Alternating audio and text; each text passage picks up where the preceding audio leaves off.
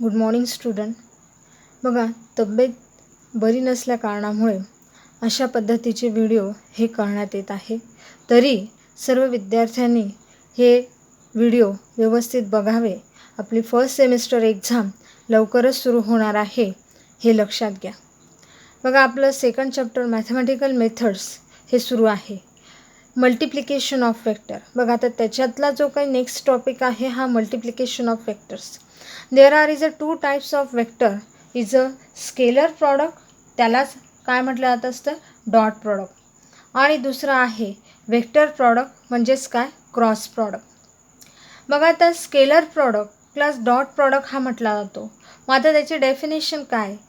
बघा, the scalar product और dot product of 2 non-zero vectors p and q is defined as the product of magnitude of the two vectors and the cosine of the angle theta between the two vectors. म्हणजे काय की ज्या वेळेस दोन जर vector आपण घेतले, परंतु दोन नॉन झिरो वेक्टर आपण घेतोय. कसे वेक्टर घेतोय, दोन नॉन झिरो वेक्टर घेतोय. म्हणजे पी आणि क्यू. सपोज आपण मानून घेतले की दोन पी आणि क्यू हे काय आहेत, दोन वेक्टर आहेत. आणि त्यांचा प्रॉडक्ट घेतल्यानंतर त्यांचा जो काही मॅग्निट्यूड असणार आहे ऑफ 2 वेक्टरचा हा काय येणार आहे, cosine of the angle theta of the 2 vector. म्हणजेच काय, बघा, the scalar product of P vector and Q vector is written as, आपण कशा पद्धतीने लिहू शकतो तो, P vector dot Q vector is equal to P Q cos theta is the equation first. म्हणजे काय की पी वेक्टर आणि क्यू वेक्टर ज्यावेळेस आपण दोन नॉन झिरो वेक्टर हे घेतलेले आणि त्यांचं जे काही मॅग्निट्यूड आहे त्यांचा जो काही अँगल असणार आहे त्याच्यामध्ये निर्माण होणारा अँगल हा काय असणार आहे, कोसाइन असणार आहे. म्हणजेच काय, कॉस थिटा असणार आहे. हे लक्षात ठेवा. Where theta is the angle between P vector and Q vector. बघा, आता ह्या स्केलर प्रॉडक्टच्या आपल्याला कॅरेक्टरिस्टिक बघायच्या. बघा, कॅरेक्टरिस्टिक ऑफ स्केलर प्रॉडक्ट. मग आता the scalar product of 2 vectors is equivalent to the product of magnitude of one vector with the magnitude of the component of the other vector in the direction of the first. म्हणजे काय की जे काही scalar product आहे of the 2 vector is equivalent. Equivalent म्हणजे काय की कोणाच्या समान आहे तो, to the product of magnitude of one vector with the magnitude of the component of the other vector. म्हणजे दुसऱ्या जे काही वेक्टर आहे त्या दुसऱ्या वेक्टरशी तो कसा असणार आहे, समान असणार आहे. हे लक्षात ठेवा. म्हणजे जर दोन वेक्टर घेतले तर पहिल्या वेक्टरशी दुसरा वेक्टर हा कसा असला पाहिजे, इक्विव्हॅलंट असला पाहिजे. मग आता बघा, इथे तुम्हाला डायग्राम दिसते. आता ह्या डायग्राममध्ये तुम्हाला जे काही, बघा,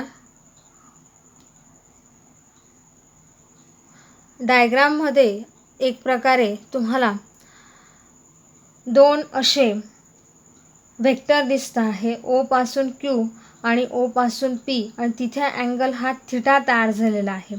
मग त्याला इकडे इथून इथपर्यंत डिस्टन्स पी कॉस थिटा आणि इथून इथपर्यंत डिस्टन्स क्यू कॉस थिटा. मग आता फ्रॉम फिगर डायग्रामवरून आपल्याला कशा पद्धतीचे इक्वेशन्स तयार होतील हे लक्षात असू द्या.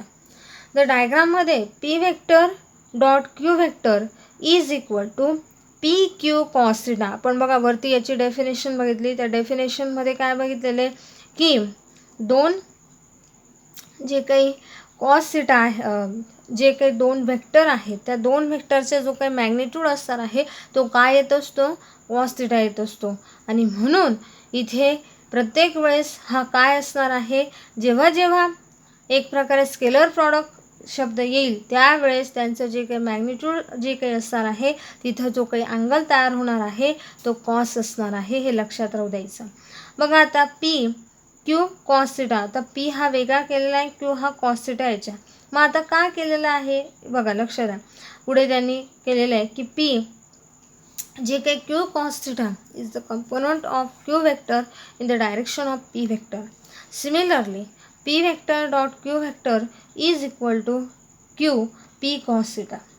क्यू इज ब्रॅकेटमध्ये बघा component of the P vector in the direction of Q vector. म्हणजेच काय की ह्या जे काही दोन वेक्टर आहे क्यू वेक्टर आणि पी वेक्टर, बघा आता इथे तुम्हाला दिसतंय ओके डायग्राममध्ये, इथे पी वेक्टर दिसतोय आणि इकडे क्यू वेक्टर दिसतोय. मग यांचे जे काही कंपोनंट म्हणजे यालाच त्यांनी काय सांगितलेलं आहे component okay of the direction. मग आता यांच्या ज्या डायरेक्शन आहेत त्या कशा आहेत वेगवेगळ्या आहेत ओके.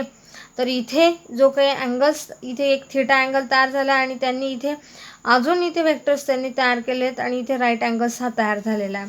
प्रोजेक्शन ऑफ वेक्टर असं त्याला म्हटलेलं आहे.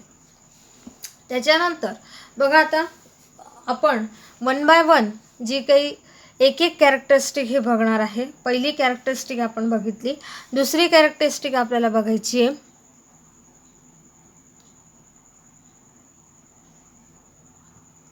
दुसऱ्या कॅरेक्टरिस्टिकमध्ये त्यांनी काय म्हटलेलं आहे बघा, scalar product obeys the commutative law of vector multiplication. म्हणजे स्केलर प्रॉडक्ट हा जो काही आहे आपण याच्याही आधी कम्युटेटिव्ह लॉ आणि असोसिएटिव्ह लॉ बघितलेले आहेत. तर कम्युटेटिव्ह लॉ हा काय करतोय, तो एक प्रकारे ओबे म्हणजे काय की तो तिथे अप्लाय होतोय किंवा त्याला ओबेचा अर्थ काय असतो मराठीमध्ये मान्यता मिळणे. तर इथे आपल्याला शब्दस्थानी घ्यायचं आहे, तर इथे तो अप्लाय होतोय, तिथे त्याला आपण एक प्रकारे तिथं क्रिएशन होतं आहे of vector law of vector multiplication. बघा आता कशा पद्धतीने P vector Q vector is equal to P Q cos theta. तर तुम्ही हा मल्टिप्लिकेशनमध्ये कुठलीही संख्येने अगोदर घ्या किंवा नंतर घ्या, तर Q P cos theta is equal to Q vector P vector. म्हणजेच काय की याची जी काही मॅग्निट्यूड येणार आहे ती काय येणार आहे क्यू वेक्टर आणि पी वेक्टर असणार आहे. बघा आता तिसरी कॅरेक्टरिस्टिक असणार आहे scalar product obeys the distributive law of multiplication. म्हणजेच काय बघा, जसं कम्युटेटिव्ह लॉ हा एक प्रकारे तिथं उभे होतोय, तर त्याच पद्धतीने डिस्ट्रीब्युटिव्ह लॉ देखील हा तिथे एक प्रकारे उभे होतोय. तर त्यावेळेस त्याचं इक्वेशन मिळणार आहे P vector dot Q vector plus R vector. मग आता इथे एक प्रकारे Q vector plus P vector Q vector plus R vector is equal to, मग आता इथे काय होईल, हा पी वेक्टर हा दोघांनाही एक प्रकारे मल्टिप्लाय होईल ह्या पूर्ण ब्रॅकेटला, P vector dot Q vector plus P vector dot R vector. त्याच पद्धतीने बघा चौथी character special cases of scalar product P vector Q vector is equal to P Q cos theta. बघा आता त्याच्यामध्ये सब कॅरेक्टरिस्टिक आहेत. आता काही केसेस आहेत स्पेशल केसेस, म्हणजे काय की ज्या वेळेस थिटाची जी काही व्हॅल्यू आहे ती वेगवेगळी असणार आहे. जसं मग आता थिटाची व्हॅल्यू मी 0 टाकेल, त्याचनंतर थिटाची व्हॅल्यू मी 180 टाकेल, थिटाची व्हॅल्यू मी 90 डिग्री टाकेल. मग ज्या ज्या वेळेस थिटाची व्हॅल्यू ही चेंज होईल बदल होईल तिथे, तर त्या वेळेस तिथे काय असणार आहे वेगवेगळ्या केसेस म्हणजे काय की एक प्रकारे वेगवेगळे इक्वेशन्स हे तयार होणार आहेत. मग आता कसे बघा, आता आपल्याला बघायचं वन बाय वन केसेस की special cases of scalar product P vector and Q vector is equal to P Q cos theta if theta is equal to 0. म्हणजे ज्या वेळेस थिटाची व्हॅल्यू ही 0 असेल तर त्यावेळेस the two vectors P vector and Q vector are is a parallel to each other, then P vector dot Q vector is equal to P Q cos theta is equal to P Q. Thus मग आता तुम्हाला मी याच्या अगोदर सांगितलं होतं की three dimensional coordinate सिस्टीममध्ये आपण आय जे के जसं एक्स वाय झेड आपण मानत असतो घेत असतो थ्री डायमेन्शनल कोऑर्डिनेट सिस्टीममध्ये, त्याच पद्धतीने त्याला आय जे के सुद्धा घेत असतो. मग आता आय जे के हे काय आहेत युनिट वेक्टर आहे. आता ह्या चिन्हाला काय म्हटलेलं आहे त्यांनी युनिट वेक्टरचं सिम्बॉल आहे हा. म्हणजेच काय की एक प्रकारे यांच्या सगळ्यांच्या व्हॅल्यू काय असणार आहे, ज्या ज्या वेळेस यांचे प्रॉडक्ट हा घेऊ तर तो असणार आहे 1 असणार आहे, हे लक्षात असू द्या. त्यानंतर बघा सेकंड जी काही केस असणार आहे की थिटाची व्हॅल्यू ही एक प्रकारे 180 डिग्री जर टाकली तर त्यावेळेस the two vector P vector and Q vector are parallel, then P vector dot Q vector is equal to P Q cos 180 degree. Simple आहे की कॉस हा 180 डिग्री काय असतो तर -1, हे लक्षात असू द्या. लॉगॅरिथमचं बुक घ्यायचं सर्व विद्यार्थ्यांनी, तर त्याच्यामध्ये सुरुवातीलाच एक चार्ट दिलेला आहे की कॉस जो काही 180 काय असतो, कॉस 90 काय असतो, तुमच्या मॅथच्या मॅडम देखील तुम्हाला सांगतीलच. पण आपल्याला इथे ह्या जे काही तुम्ही म्हणणार की इथं मायनस साईन कसं आलं, तर ज्या वेळेस कॉस हा 180 असतो बघा, कॉस 180 हा काय असतो, -1 असतो ही. ओके, आणि म्हणून मायनस पी क्यू, म्हणजे पी क्यू तर ही काय आहे, एक प्रकारे याची मॅग्निट्यूड आहे, जो अँगल ज्याच्यामध्ये तयार झालेला आहे तो. मग आता त्याच पद्धतीने बघा, आता पुढचं आपण घेणार आहोत, पुढची case, if theta is a 90 degree. म्हणजे काय की ज्या वेळेस थिटा हा काय असणार आहे, 90 डिग्री असणार आहे, तर त्यावेळेस such that two vectors are is a perpendicular to each. बघा, आता 90 डिग्रीचा अर्थच तो काय असणार, राईट अँगल, आणि म्हणजेच ते एकमेकांना परपेंडिक्युलर असतील. P vector Q vector is equal to P Q cos 90 degree is equal to, आता कॉस 90 काय असतो, 0 असतो. ओके, लॉगरिथमच्या बुकमध्ये तुम्हाला हा चार्ट सर्व दिसेल, आणि म्हणून हे जे युनिट वेक्टर आहे ते काय येतील, 0 येतील. If P vector Q vector then P vector dot Q vector is equal to P square is equal to Q. म्हणजेच काय की तुम्ही हे दोघंही इक्वल दाखवल्यामुळे इथं मी पीची व्हॅल्यू बघा क्यू टाकू शकते, किंवा क्यूची व्हॅल्यू मी पी टाकू शकते, आणि म्हणून यावरून इथे एक प्रकारे पी स्क्वेअर, म्हणजे पी हा काय होईल, इथं जर मी पी टाकलं P into P, P square, जर क्यू टाकला तर Q into Q, Q square. Okay, मग अशा पद्धतीने ह्या ज्या कॅरेक्टरिस्टिक आहे त्या आपण बघितलेल्या आहेत. तर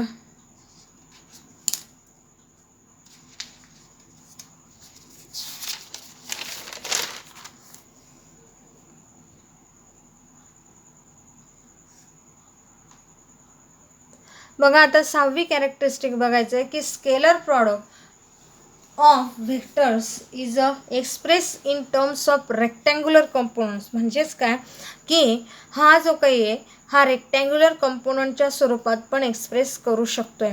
मग आता बघा, let P vector is equal to P X I unit vector plus P Y J unit vector plus P Z K unit vector, आणि म्हणून Q vector is equal to Q X I unit vector Q Y J unit vector plus Q Z K unit vector. आता तुम्ही म्हणणार की इथे बघा x Y Z हे काय 3 डायमेन्शनल कोऑर्डिनेट सिस्टीम, आणि यांना हे जे काय आय जे के हे काय आहे, युनिट वेक्टर. म्हणजेच काय की पी हा जो काही वेक्टर हा घेतल्यामुळे आपण म्हणून पीला मल्टिप्लाय केले, क्यू हा वेक्टर घेतल्यामुळे क्यूला मल्टिप्लाय केलेले सेम आहे, आणि म्हणून P vector dot Q vector is equal to P into Q X. बघा, आय इंटू आय काय होतो, 1 होतो, जे इंटू जे काय होतो, 1 होतो. त्याच पद्धतीने क्यू इंटू के, म्हणजे प्रत्येक याने मग नंतर ह्या दोघांचा प्रॉडक्ट घेतल्यानंतर प्रत्येकाने काय केलेलं आहे, मल्टिप्लिकेशन केले, मध्ये साईन प्लसचं येणार आहे. मग आता हेच आपल्याला प्रूफ करायचं आहे. मग आता प्रूफ कसं करणार बघायचं. तर प्रूफमध्ये तुम्हाला दिसतं आहे की इथे P vector dot Q vector is equal to P X I unit vector plus P Y J unit vector plus P Z K unit vector Q X I unit vector Q Y J Q Z, म्हणजे जे वरचे आहेत तेच आपण लिहून घेतले. आणि प्रत्येक टर्मने बघा, आता हा जो P X I unit vector दिसतोय, तर याच्याने ह्या पूर्ण ब्रॅकेटला काय करायचं आहे, मल्टिप्लाय करायचं आहे. मग त्याच पद्धतीने नंतर पी वाय जे घेतला याने पूर्ण ब्रॅकेटला मल्टिप्लाय, नंतर पी झेड के घेतला पूर्ण ब्रॅकेटला मल्टिप्लाय. मग अशा पद्धतीने घेतल्यानंतर मग इथे आय इंटू आय बघा, आता प्रत्येक टर्मने मल्टिप्लाय करतो, म्हणजे पी एक्सची टर्म मल्टिप्लाय केली, नंतर आय हा ब्रॅकेटमध्ये घेतला, नंतर सेम अगदी पुढच्या सेम अगदी जी प्रोसेस आहे तीच आपण करत जातो आहे. बघा, नंतर आय इंटू जे घेतला, आणि इकडे P X into Q Y घेतला, नंतर इकडे पण काय घेतलं, आय इंटू के घेतला, बघा P X into Q Z घेतला. सेम प्रोसेस अगदी ह्या सेकंड स्टेपमध्ये आणि थर्ड स्टेपमध्ये केलेली आहे. ती केल्यानंतर बघा, लक्षात असू द्या, आपण जी आधीची कॅरेक्टरिस्टिक बघितलेली त्याच्यामध्ये जे काही युनिट वेक्टर म्हणजे आय इंटू आय जेव्हा घेतो, जे इंटू जे आणि के इंटू के जेव्हा घेतो, तर त्यांच्या व्हॅल्यू काय असतात, 1 असतात. आणि म्हणून इथे जे आपण सॉल्व केलेलं आहे बघा, आय इंटू आय, त्याच्यानंतर बघा अजून जे इंटू जे दिसतोय तुम्हाला, नंतर इकडे के इंटू के, म्हणजे ह्या ठिकाणी प्रत्येकाची व्हॅल्यू ही काय येणार आहे 1 येणार आहे आणि म्हणून मी इथे जेवढं डॅश केलं आहे तिथे व्हॅल्यू काय येणार आहे माझी 1 येणार आहे. 1 आल्यानंतर मात्र बाकीच्या व्हॅल्यू ह्या काय येणार आहे जे दुसरे दिसत आहे बघा. आता हे जे काय आहे त्याच्यानंतर हे आहे, त्याच्यानंतर हे, त्याच्यानंतर हे झालं तर यांच्या व्हॅल्यू ह्या काय येणार आहे तर यांच्या व्हॅल्यू बघा आता आय इंटू जे, तर याची व्हॅल्यू जे इंटू के असणार आहे, के इंटू आय, आय इंटू के. तर ह्या सगळ्यांच्या व्हॅल्यू काय असणार आहे 0 असणार.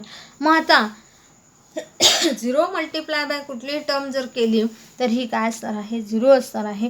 ह्या नियमानुसार P vector dot Q vector is equal to P X into Q X plus म्हणजे इथे 0 प्लस 0 म्हणजे ह्या टर्म्सची व्हॅल्यू काय असणार आहे बाकीच्यांची 0, बाकीच्यांची काय असणार आहे 1 आणि 1 मल्टिप्लाय बाय एनी टर्म ही तीच येते आणि म्हणून बघा P X into Q x जशी आहे तशी, कारण इथे 1 आहे व्हॅल्यू आणि म्हणून इथे 30 येईल. मग बाकीच्यांचे व्हॅल्यू काय येत आहेत 0 येत आहेत. इथे पण 0 येत आहे. म्हणजे ज्या ठिकाणी बघा आता मी ही दुसरी जी कर्व लाईन्स केलेली त्या ठिकाणी काय येणार आहे किंमत 0 असणार आहे. अशा पद्धतीने ह्या कॅरेक्टरिस्टिक आपण प्रूफ केलेले आहे आणि यावरून आपल्याला जे काही P vector dot Q vector is equal to P S Q X plus P Y Q Y plus P Z Q Z ही किंमत आपल्याला मिळते. म्हणजे ह्या ज्या काही टर्म्स आहे त्या आपल्याला मिळते. आता सगळ्यात लास्टची जी काही कॅरेक्टरिस्टिक आहे ती असणार आहे 7वी. If A vector dot B vector is equal to a vector dot c vector where a vector not equal to 0, it is not necessary that b vector equal to c vector. Using the distributive law we can write a vector dot b vector minus c vector is equal to 0. It implies that either b vector minus c vector write a vector minus b minus c vector is equal to 0. म्हणजेच काय की ज्या वेळेस आपण जर समजा if म्हणजे काय की जर समजा आपण ए वेक्टर डॉट बी वेक्टर घेतलं, ए वेक्टर डॉट सी वेक्टर घेतलं तर त्यावेळेस मात्र हे काय असणार आहे नॉट इक्वल टू 0 असणार आहे. अशा पद्धतीने त्यांनी काय घेतलेलं आहे तर इथे देखील डिस्ट्रीब्युटिव्ह लॉ हा इथे अप्लाय होतो आहे. त्याच्यानंतर बी मायनस सी वेक्टर राईट म्हणजे तुम्ही या पद्धतीने लिहू शकता. त्यांनी फक्त काय सांगितलेलं आहे की तुम्ही वेगवेगळ्या पद्धतीने हे वेक्टर लिहू शकता. बघा आता it implies that either b vector minus c vector is equal to 0 or a vector is perpendicular to b vector minus c vector. So it does not necessarily imply that b vector minus c vector is equal to 0. अशा पद्धतीने आपण ह्या जो काही scalar product आहे तो बघितलेला आहे. पुढच्या व्हिडिओ लेक्चरमध्ये आपण जो काही वेक्टर प्रॉडक्ट आहे तो बघणार आहेत. ह्या सर्व कॅरेक्टरिस्टिक व्यवस्थित रीड करा आणि समजून घ्या. याच्यावर आधारित आपण जे काही एखाद्या वेळेस तुम्हाला एनी 4 कॅरेक्टरिस्टिक किंवा एनी 2 कॅरेक्टरिस्टिक जसा क्वेश्चन असेल त्या पद्धतीचे तुम्हाला प्रश्न जर समजा 2 मार्क्ससाठी असेल तर तुम्हाला तिथे म्हटलेलं असेल any 2 characteristic write any 2 characteristic व तुम्ही कुठलीही कॅरेक्टरिस्टिक लिहू शकता. इथे एनी 4 कॅरेक्टरिस्टिक म्हणजे काय write down the scalar product of any 4 characteristic. मग त्यावेळेस तुम्हाला 4 कॅरेक्टरिस्टिक लिहावं लागतील. मग ते 4 मार्क्ससाठी असेल. ओके, अशा पद्धतीने तुम्ही हे व्यवस्थित समजून घ्या. नमस्कार.